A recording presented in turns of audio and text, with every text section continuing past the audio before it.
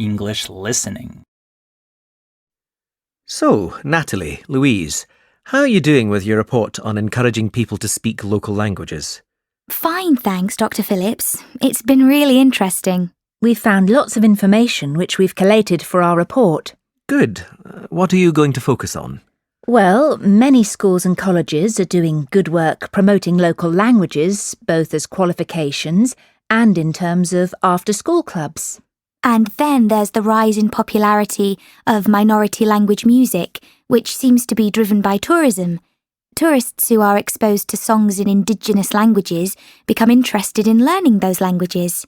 OK, now you need to be careful with these topics. They are fascinating, but you need to look at the influences which drive language learning. Education doesn't leave people much choice, and music isn't a strong enough factor. Do you have any suggestions for us? Well, what did we talk about in last week's seminar? Can you remember any of the real push factors? Do you mean things like communication and relationships between companies and their workers? It's much more powerful than music, don't you think? Yes, I see what you mean. So I suppose our other idea isn't very strong either. We also thought about hobby groups, but I'm beginning to think they're less significant. Yes, there aren't sufficient hobbyist groups to make a real difference to local language learning. But think about something else which is similar but reaches a much larger proportion of the population of a country or community. Ah, like online discussion groups. I remember in the lecture you talked about how the internet is fueling the increase in local languages through the World Languages Project. This is more appropriate for your report because we can actually measure the amount of correspondence in each language and chart increases and decreases over time, which makes it a more rigorous form of analysis. Of course. So we should definitely include that in our report. It's becoming clearer now.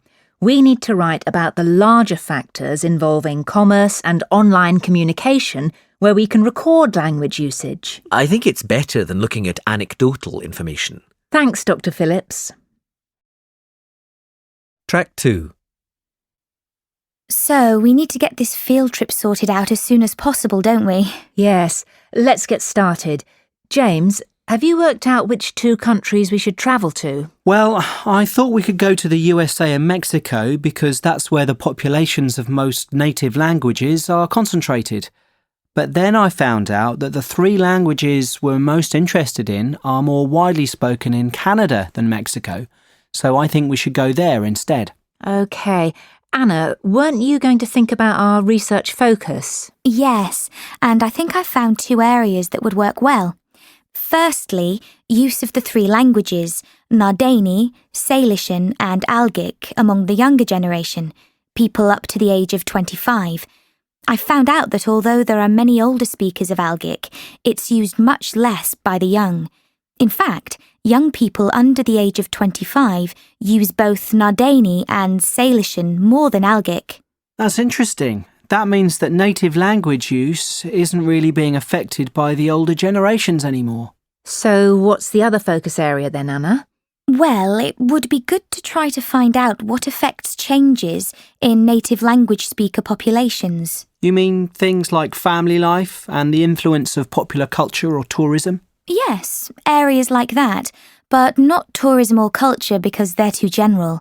I think we should look at whether family has an impact in terms of passing on native language use, and possibly the effects of government language policy too. Government figures can be deceptive, but they're still worth looking at. Maybe we should also focus on something like job creation and work statistics and the number of people who leave the USA to live in another country instead. Yes. I think emigration would be as useful as language policy. OK then, let's focus on those 3 as well as what happens in families. Track 3. Excuse me, where are the dresses? They're at the end of this aisle, on the left. Can I help you with anything? Yes, maybe. I'm not from around here, so I don't know this store. Well, I can help you with anything you need. Fantastic. I'm actually down here for my brother's wedding, and I need something to wear. I've just started a new job, and I haven't had time to get anything yet. I'm looking for something smart. Maybe a new dress. Well, what about this one? I think it's too hot for long sleeves. Yes. Well, this one has shorter sleeves, and it still has the bow, which I think is a nice detail. Or there's this patterned one. I'm not keen on a pattern. I think I'll go for the one with the bow. Do you have it in a size 10? Let me have a look.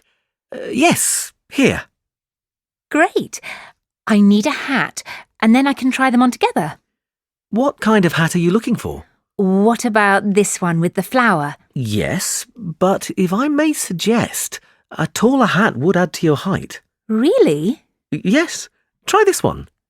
Oh, I see what you mean. We have this style with the single flower or with a small bunch, and it comes with a wide or narrow brim.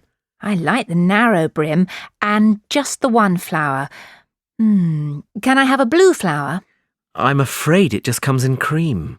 Well, it goes with the dress anyway. Great.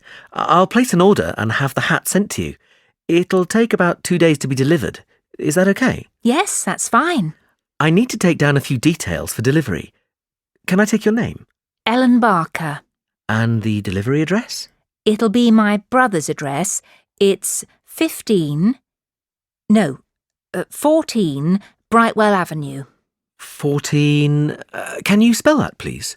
Yes, BRIGHTWELL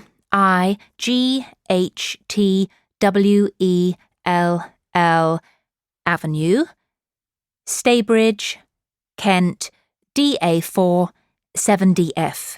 And can I take a contact number? Yes, my mobile is 03221 7774. 03221 7775. No, it's a 4 at the end. Oh, sorry, I've got it now. We can deliver on May the 12th. We can't specify an exact time, just morning or afternoon. Any time in the early morning is fine. And how would you like to pay? Visa. Great. That comes to £32.25. OK, thanks. Track 4. Welcome to San Fernando City Tours. I'm Mark, your tour guide. We have a lot to see in 3 hours, so make sure you're comfortable. We'll be traveling into the historical district first, and then into the town center. After that, it's out to the harbor, and we'll finish up at the lighthouse, just past the harbor. That will take us up to midday, and after that, you're free to do what you want. At the lighthouse, you'll have a chance to visit the tea room and take photographs of the magnificent coastline. Now, as we have only 3 hours, we won't be able to take you around the shopping district, but we think you'd prefer to look around the shops there in your own time anyway. San Fernando has some well-known tourist attractions, the lighthouse, for example, and the National Library. However, the little-known military museum is not to be missed. Be sure to visit before you leave. Now, there's a lot to do in San Fernando. Indeed, there really is something for everyone. For those who love the water, I can recommend a trip on the Seafarer, one of the most famous boats on the San Fernando River. It does an evening trip with a 3-course meal included. It's great fun for everyone, but especially for young people in their teens or 20s. After 9, there's a disco on the boat, and it gets really lively. Then there's a climbing wall near the town center. It's incredibly popular, with a large wall for expert climbers and a smaller wall for novices. There's a junior wall and a creche, so it's a great day out for those of you with kids. And if you like walking, there's some great walking tours. The City Sights tour is highly recommended, as is the walking tour by the coast. But that one's only for the fit, not really suitable for children or the elderly. For more mature people, or those less able to get around, I would suggest a tour around the vineyards. It can be done in the luxury of a coach, and it's a wonderful way to explore the region's wines. Track 5. Hi, Katie. Hi, Ian. Come on in. Hi, Professor Gordon. We wanted to talk to you about our wildlife presentation next week. Have you decided how to organise it? Yes, Professor. At first, we were going to focus on the cat family, but then we decided to talk about nocturnal animals instead. Yes, good idea. And how is your planning going? It's going well. We think we have enough material for 20 minutes. The advantage is that there are so many visual aids we can use. We've found lots on the internet which we think will be really interesting for people. The problem is that this topic has been hard to narrow down. If anything, we've got too much information for just 20 minutes. How do you think we could narrow it down further? It is a broad subject. There are a few ways you could do it, but I'd recommend just looking at a representative sample of nocturnal animals, just 4 or 5. Yes, and maybe we could choose one animal from each continent, or a land creature, a marine creature and a winged animal. I like the idea of separating it by different types of animals. And if we limit the detail, we'll definitely have enough time. But don't limit the detail too much. Also, think how you're going to interest the audience. Well, we're going to have a picture for each animal so we can talk through the picture. That's a nice idea, but don't limit yourself to pictures. If you can find any clips of the animals, use them. Showing brief video clips can keep an audience interested. I'll look on the internet tonight. And think of questions to ask your audience. People like to be involved. Yes, that's a great idea. Anyway, Professor, we've been practicing our presentation and we'd like to show you a small section. Is that okay? Well, we just have a couple of minutes left, but go ahead.